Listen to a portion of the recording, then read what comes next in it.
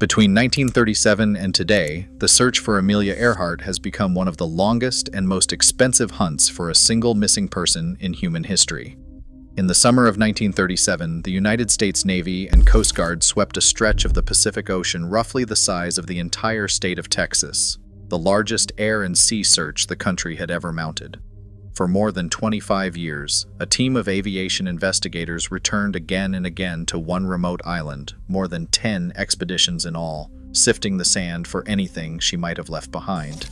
In 2023, a private company ran an autonomous underwater drone across more than 5,000 square miles of open seabed. In January of 2024, that same company released a sonar image of what looked unmistakably like a plane resting 16,000 feet down in the dark. And in 2026, a team from Purdue University set sail once more, chasing a shape in a shallow lagoon that some believe is the last of her aircraft. Nearly 90 years, navies, universities, deep-sea robots, and still, nothing has ever been conclusively recovered. But here is what almost no one tells you. The mystery of Amelia Earhart may not be unsolved because the answer is hidden at the bottom of the ocean. It may be unsolved because the one piece of evidence that could have named her was found, dismissed, and then lost more than 80 years ago. In 1940, the verdict on that evidence was delivered so confidently that the case closed for 60 years. When someone finally reopened the numbers, the result was so lopsided it forced the whole search to begin again. Now let us talk about what the record actually shows. Everything in this story rests on a single file. Not a plane, not a photograph, but a small collection of human bones found on an island called Nikumaroro, a thin ring of coral roughly halfway between Australia and Hawaii, only a few hundred miles from Howland Island, the strip of land Earhart never reached. In 1940, a British colonial administrator named Gerald Gallagher was overseeing a struggling settlement there when his workers came upon a partial human skeleton. 13 bones in all, scattered near the remains of a campfire. Around them lay a strange and specific set of objects, a sextant box, the kind a navigator would carry, part of a woman's shoe, a vial that had once held medicine. Later searches turned up the broken glass of a 1930s jar of freckle cream and a shattered compact case. Whoever died there had not simply washed ashore. They had lived for a time as a castaway. Gallagher suspected almost at once that he might be looking at Amelia Earhart. The bones were packed and shipped to the Central Medical School in Fiji, where a physician named Dr. Hoodless was asked to examine them. Here we need one idea, and it will carry the rest of this story. From a human skeleton, even a broken one, a trained examiner can estimate the age, the height, and the sex of the person by measuring the bones and comparing those measurements against what is known about human bodies. In 1940, that science was young, and the examination that followed should have ended the search for Amelia Earhart.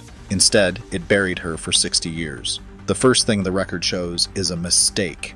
Dr. Hoodless measured the bones, considered them, and reached a firm conclusion. The skeleton, he decided, had belonged to a man, middle-aged, unremarkable, and with that single word, male, the file was closed. If the bones were a man's, they could not be Amelia Earhart's, and there was no reason to look further. For 60 years, that verdict stood as fact, but the science Hoodless was practicing barely existed yet. In 1940, the study of what human bones can tell us was in its infancy. The methods for estimating sex from a skeleton were crude, resting on a handful of features and a great deal of personal judgment. A partial skeleton, missing many of its most telling pieces, was exactly the kind of case those early methods handled worst. Modern reviews of his work would later conclude that his approach was simply not equal to the task. He was not careless. He was working 80 years too early. That is what the bones actually showed in 1940, filtered through the limits of 1940. A confident answer from an honest man that happened to be wrong. And yet Hoodless left one accidental gift for the future. He was meticulous. Before the bones ever left his table, he wrote his measurements down. The lengths, the widths, the numbers. He could not have known that those figures would outlive the bones themselves, and decades later, someone would go looking for them. In 2018, a forensic anthropologist named Richard Jantz did something no one had done in a serious way before. He went back to Hoodless's original measurements, the raw numbers written down in Fiji nearly 80 years earlier, and ran them through the tools of the 21st century. His central instrument was a forensic software program called 4Disk. It does something the examiners of 1940 could only dream of.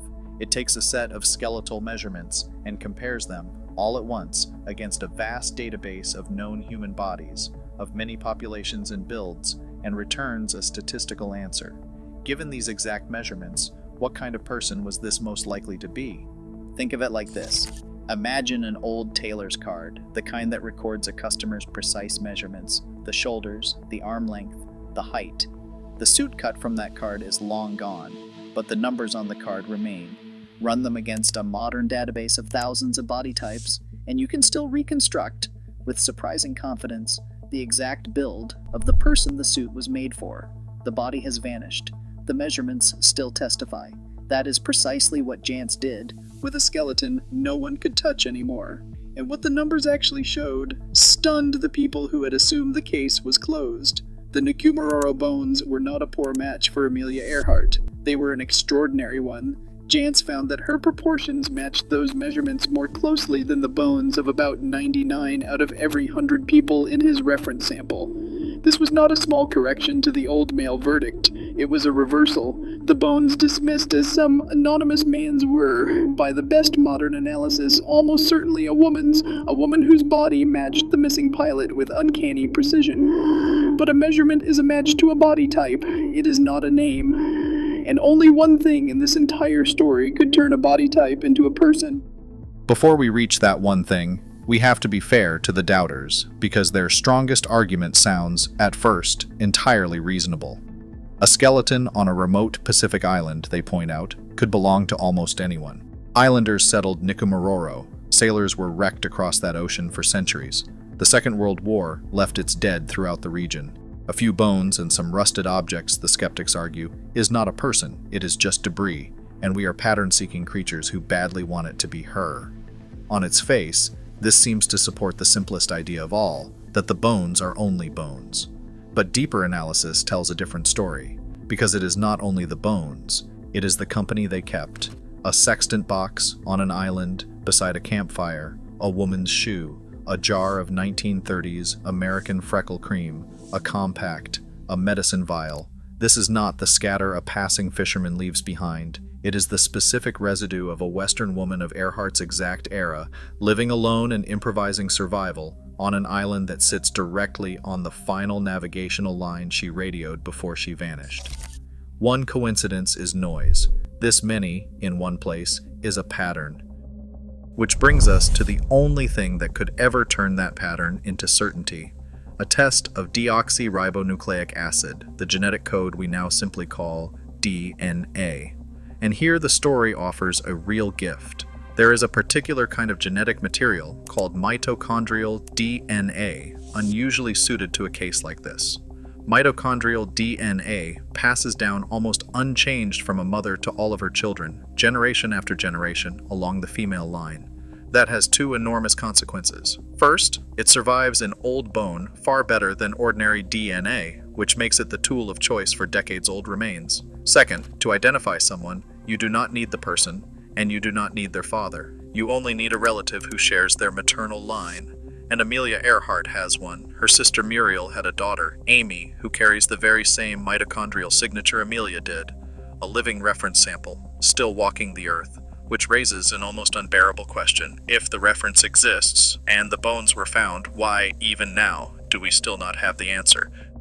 This is where the mystery stops being a mystery and starts to feel like a tragedy. The tests that could solve the Earhart case cannot cleanly be run, and the reasons are quietly devastating. Start with the bones. The 13 bones, Hoodless measured. The very skeleton Jantz's reanalysis pointed straight at Amelia Earhart, no longer exist.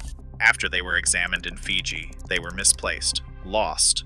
The single most important object in the entire case vanished inside the very institutions meant to safeguard it, and has never been found. What remains are fragments recovered from the island in later years, some no larger than a fingernail, and they face two more enemies. The first is climate. Mitochondrial DNA is durable, but nothing lasts forever, and the tropical Pacific is close to the worst place on Earth for preserving genetic material. Heat and humidity break DNA down, strand by strand, year after year, and decades of equatorial sun can leave too little intact to read. The second problem is more basic. Some of those fragments may not even be human. Nikumororo is home to turtles, and telling a small weathered scrap of turtle bone from a small weathered scrap of human bone is not always simple. Researchers have tried anyway. Around 2010, a molecular laboratory at the University of Oklahoma received roughly 1 gram of bone fragments and worked to pull mitochondrial DNA from them. Years later, a forensic anthropologist at the University of South Florida, working with a National Geographic team, sent samples for testing and sought out a living relative to compare them against. And still, after all of it, no confirmed identification has ever come back. Not a clean match. Not a definitive no. Just silence where an answer should be. There is one last obstacle. To confirm a match, it helps to have a verified sample of Earhart's own DNA, and there is almost nothing. A lock of hair long believed to be hers was studied in 2009 and turned out to be thread. Her surviving clothing had been dry cleaned, stripping any trace away. The best remaining hope is stranger than fiction. The dried saliva she may have left sealing the envelopes of her own handwritten letters. So the secret behind that word on the thumbnail is not a conspiracy. It is something quieter and sadder. The one test that could end this was made nearly impossible 80 years ago, by loss, by heat, and by time, which leaves one question standing. If the evidence pointed to that island all along, where did the story we were all told come from? For almost 90 years, the official answer has been 3 simple words: crash and sink. Amelia Earhart ran out of fuel, went down in deep water near Howland Island, and was swallowed by the sea. It is the version in the textbooks, the version the United States government endorsed, the version most people would still give you today. So where did it come from?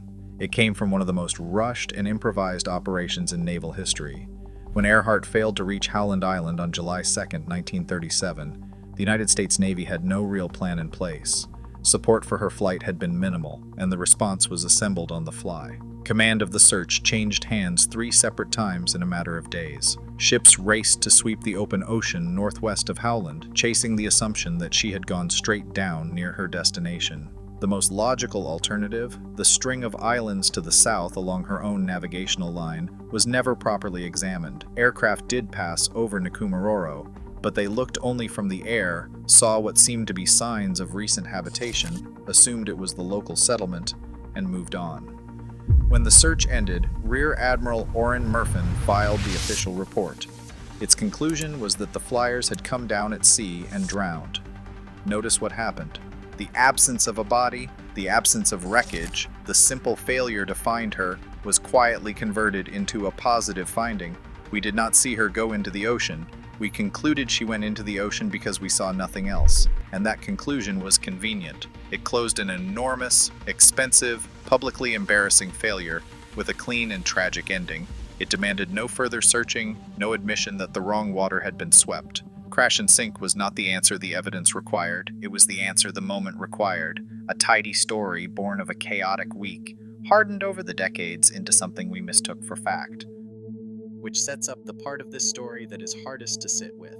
Step back and look at what the record actually shows, all of it together. The answer was very likely found in 1940, a woman's skeleton on the right island, on the right line, surrounded by the right objects. And then, piece by piece, it was taken from us, not by the ocean, by us. There was never a shortage of evidence. There was never a shortage of searching. What there was never enough of was care. The bones were found, and then they were mislabeled. The woman who spent her whole life proving what a woman could do was, in death, recorded on a table in Fiji as a man. And then the bones themselves were lost, misplaced by the very people entrusted to keep them. Consider what that means. The mitochondrial DNA that could name her still exists in this world right now. It runs, unbroken, through her sister's daughter, along the maternal line, quietly carried in the cells of her living family. The genetic signature of Amelia Earhart never disappeared. What disappeared were the bones to match it against. The answer is not gone. The thing that went missing is the question it belongs to, and maybe that is what should unsettle us most. We told ourselves for 90 years that the ocean was simply too vast, that she was swallowed by a sea too big to search. But the ocean was never really the thing hiding her. We were. Our haste in 1937, our certainty in 1940, our carelessness in the years that followed. The deep water made a convenient villain. The truth is that the evidence that mattered never needed to be dredged from 16,000 feet down. It sat in a box, and we let it slip through our hands. So here is the thesis, stated plainly. The disappearance of Amelia Earhart may be less a mystery of the ocean than a mystery of custody. A story of evidence found and not kept, measured and not believed, recoverable and never quite tested. But honesty demands we face what this reframe does not prove. It does not prove the castaway theory true. A measurement match, however striking, is not a DNA match, and Jance's numbers, powerful as they are, remain a statistical likelihood, not an identification. The lost bones cut both ways. They mean we may genuinely never know. The team sailing to that lagoon in 2026, chasing the shape they call the Taraya object, may raise the wreck of her aircraft and rewrite everything, or they may raise nothing, the way explorers in 2024 chased a perfect plane-shaped sonar image for 11 months, only to find it was a formation of rock, a cruel accident of geology, 16,000 feet down. One of the castaway theory's own veterans has looked at that lagoon and called the object nothing more than a fallen coconut tree. So when a thumbnail says they will not run the test, the truer statement is gentler and grimmer. The one clean test was made impossible long ago, and the will to force a final answer has always been weaker than the comfort of the mystery itself. An unsolved Amelia Earhart sells books, funds expeditions, fills documentaries. A solved one simply ends. We should at least be honest that the not knowing has always been worth something to us. Look again at where all the effort has gone. A navy sweeping an ocean the size of Texas. A drone crawling across thousands of square miles of black seabed. A submersible photographing rock 3 miles beneath the surface. A university in 2026 sailing 2 weeks to stare into a shallow lagoon. Almost the entire search for Amelia Earhart has pointed outward and downward, into the deep, into the vast, into the places hardest to reach, as if the answer had to be difficult because the woman was extraordinary. But the most decisive evidence this story ever produced was never in the deep at all. It was a small pile of bones in a wooden box, and a column of measurements on a sheet of paper, in an office in Fiji, close enough to touch, and we lost it. That is the quiet lesson beneath the legend. Some mysteries endure, not because the world is too big to search, but because we lose, or dismiss, or decline to test the small things that could have answered them. The grand expeditions make the better story. The truth is usually smaller, and closer, and more fragile than we expect. So whatever the next expedition finds, a plane or a rock, an ending or another lifetime of silence, the real question it leaves us with is not where she went. It is what we do with evidence once we finally hold it in our hands. Whether we keep it, whether we believe it, whether we test it, or whether, like 13 bones on a remote coral island, we let the one thing that could have told us the truth slip quietly away, and then spend a century searching the ocean for what we already had.